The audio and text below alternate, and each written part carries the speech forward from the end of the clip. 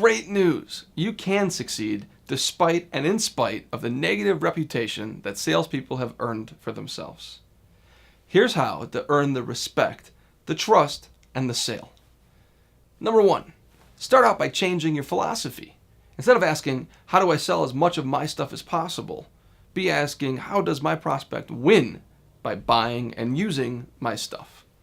Number 2, never try to sell something that you would not buy yourself, were you in a similar position as your prospect.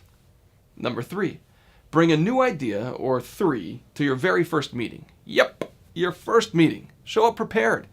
And that idea has to be something of value, something your prospect can use to become more profitable, more efficient, or more secure. Don't worry about whether your idea is connected in any way to your product or service. Instead, focus on connecting the idea to their business. Number 4, don't ask anything about fishing or hunting or how they're doing until after you've shown them some value. So you think you're qualifying your prospect during your initial meeting or phone call, when in reality, they're qualifying you.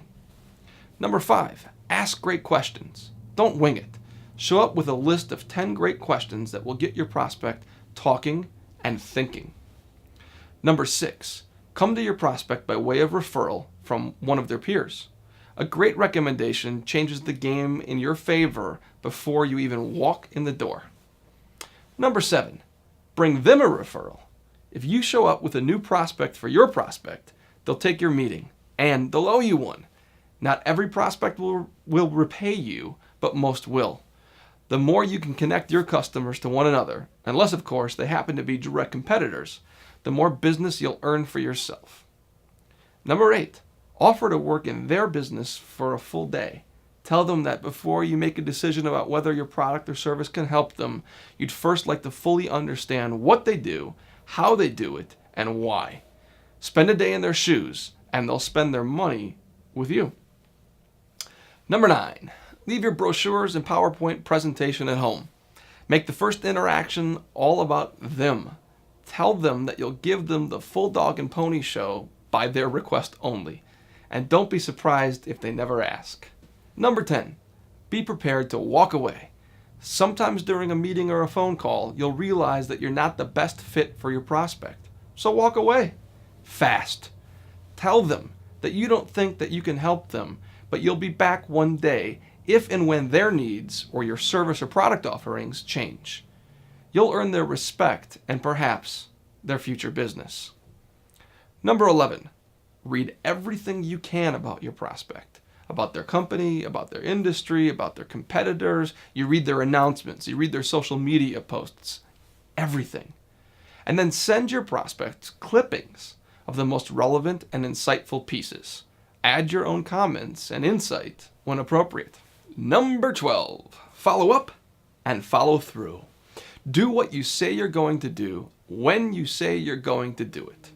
And for bonus points, you can follow up with a cool gift. But understand that cool gifts are cool only because of their thoughtfulness and their usefulness, not because you've spent $50 or $100 on it.